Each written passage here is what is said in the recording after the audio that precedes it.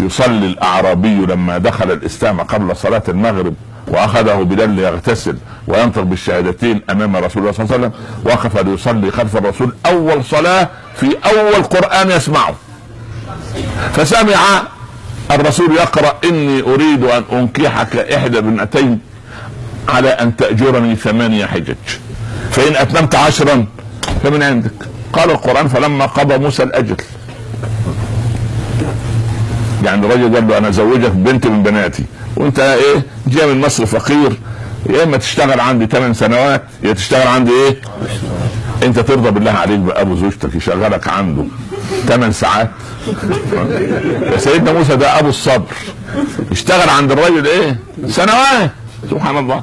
فالمهم إني أريد فلما قضى موسى الأجل الأعرابي، شوف القرآن ده سمع أبو بكر وعمر وعثمان وعلي وعمار وبلال وعبد الله بن مسعود وكلهم اللي يقول العظماء دول.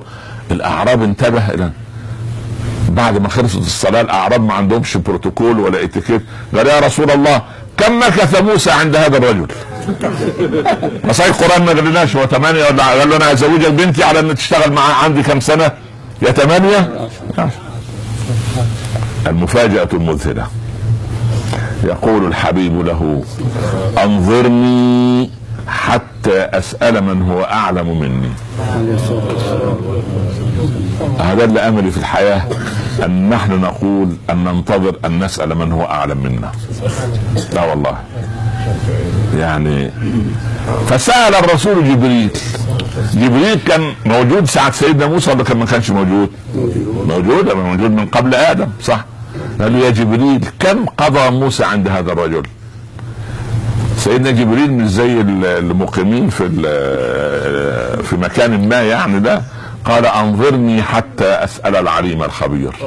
انا غير مصرح لي في الفتاوى، لكن احنا ما شاء الله عليه عندنا اسهال فتاوى، نفسنا امساك فتاوى، لا اسهال فتاوى. لا اله الا الله. يا رجل يا طيب اتق الله، حاسس شويه ولا الله اعلم ولا قادر ولا راجل بين واضحه.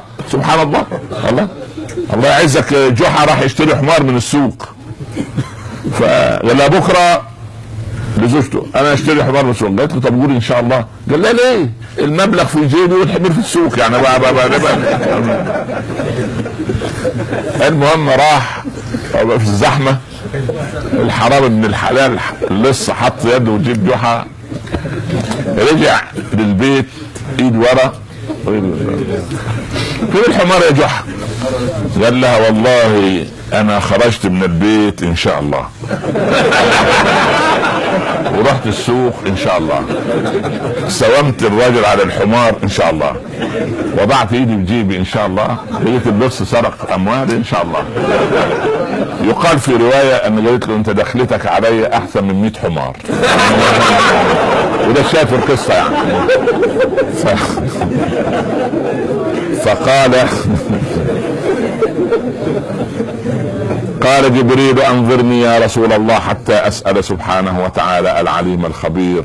خبر الله جبريل فاخبر النبي، فقال النبي للاعرابي ولنا: ان موسى قضى ابر الاجلين واطولهما، يعني قضى كم سنة؟ 10 سنوات. واقرأ في تاريخ الاسرة 18 اللي كانت تحكم مصر ابان حكم فرعون الذي كان يريد قتل موسى، فوجدت ان الدستور المصري في هذه الاونة كانت تسقط عقوبة القاتل بعد مرور 10 سنوات من القتل. ولذلك لما رجع موسى فرعون يقول: ذروني اقتل موسى. يعني يعني تعالوا نعطل الدستور ونعطل المادة دي بتاع القتل دي، ونعمل قانون استثنائي زي بعض البلاد كده، نعمل قانون استثنائي. احنا في الناس تخلي بالك. وبعدين سبحان الله العظيم، والقانون الاستثنائي ده نعطله ونحكم على موسى، نقتله نخلص عليه ونرجع للقانون مرة ثانية. الاشاوس الحاشية والمستشارين ومحكمة مش عارف ايه اللي حوالين فرعون لم يعطوا فرعون هذا الاستثناء، وابوا الا تطبيق القانون. فلم يستطع فرعون ابو الدكتاتورية في العالم ان يقتل موسى لان الدستور دستور.